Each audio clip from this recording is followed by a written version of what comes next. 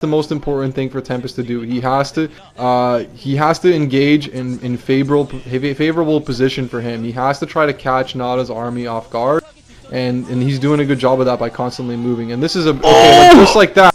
What an epic stasis by Tempest. That's exactly what he needed to do. Get that positional advantage, use his superior mobility, and catch the. Oh my God! Another stasis. NaDa might have lost the game with that. NaDa. Yeah, I think that just cost him the game. I mean, this is exactly what he needs to do. It's exactly what I'm talking about. You have to use your superior mobility as a Protoss and do exactly this. I mean, that stasis is just so huge. He held it off. It's unfortunate. How did NaDa hold that off? Well, Tempest really did not have much of an army. He lost actually a bunch of zealots to the mines when he was clearing off that base. And he was a little behind in macro. But I mean, either way, that was just really so good mind play there from NaDa. I mean, that was an awesome play from Tempest, and NaDa pretty much kept himself alive with those mines. I mean, NaDa's mines were just so well placed. I mean, he took absolutely no damage from any mines in that battle whatsoever, and still inflicted so much on Tempest. I mean, that right there, I mean, probably that one battle out of any battle I've ever seen stressed how important mines are in Terran pushes. I mean, that was just so critical that those mine placements held off. I mean, he was hurt so badly there with that stasis, and now Tempest realized that that was his one chance, and he pretty much broke it, and he's gonna try and move up, but these mass zealots aren't going to do much considering that NaDa's running off of at least 900 bases, and he's going to be rallying probably somewhere over 40 factories with just massive vultures. And I mean, Tempest is just, he's going to be able to macro up an army real quick, and that's one advantage that Protoss has normally, is to be able to macro up faster. But I mean, NaDa is 1, 2, 3, 4, 5 bases right now, counting the mineral only. And if NaDa gets past the bridges, oh wow, all three, oh my gosh, EMP on all three of them, that's going to hurt Tempest so bad. And the vulture's moving up, taking damage, and NaDa really has that bridge secured there. There's no way Tempest is going to be able to break this. Already moving back. No, Tempest getting slaughtered. Those EMPs were really huge. I mean, he got all 3 of the Arbiters, and not only did he do it once, but he just to make sure he EMP'd all 3 of them like another 3 times. I mean, the things are probably not even going to start making energy for another 150 fucking seconds. But yeah, I mean, that like those EMPs are just so huge, and getting across the bridges, getting control of the bridges. NaDa's looking really good in this game. Tempest is in a bad position, and he's going to have to do something drastic.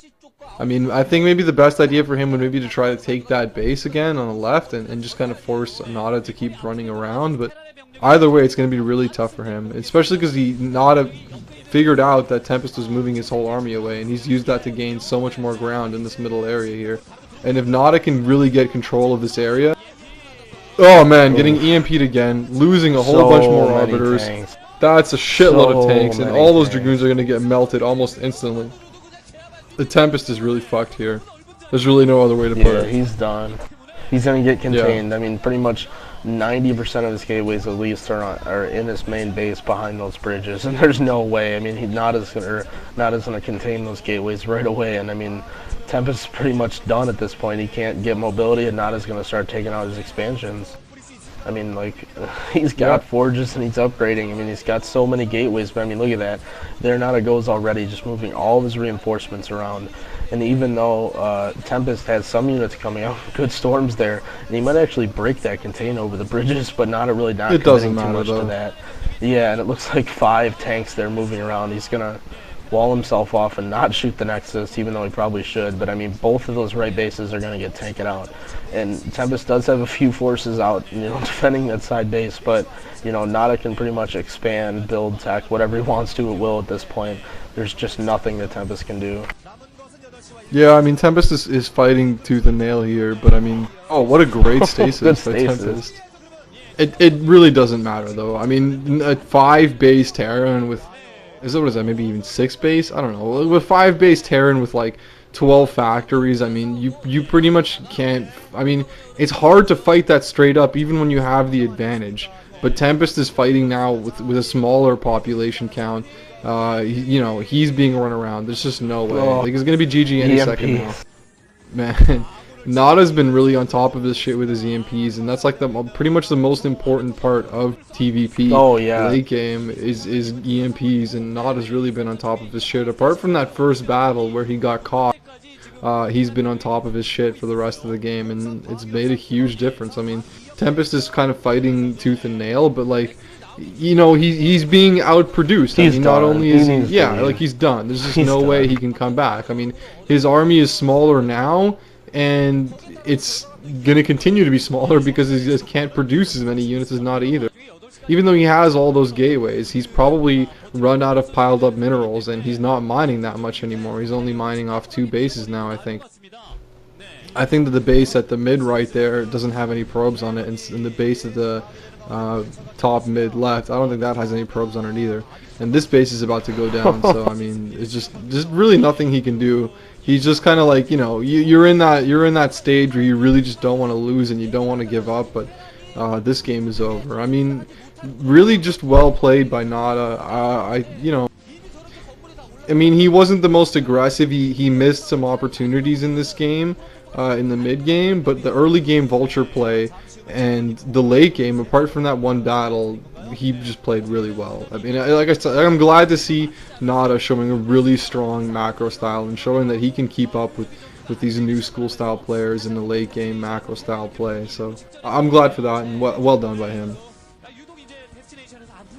Right, and NaDa, I think, probably one of the most well-liked pro gamers of all time. I mean, he's pretty much the man. Like, not only did I think we gave you guys a good view of TVP strategy the last couple games, but if I had one extra goal coming out of this game, it was to make sure that every single person that watched this game just loved NaDa so much. I mean, wow, stupid recall, I hate Protoss, but NaDa is just like the man. Like, he's the most successful pro gamer of all time.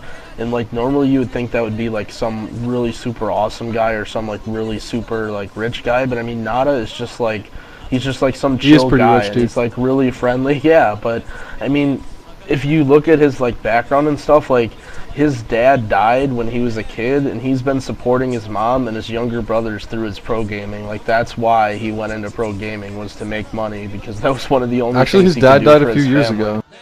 Well, did he? Well, I mean, he died like in the start of his pro gaming career, and even no, when he died before he won the last Star League that he won. He died before that. Yeah.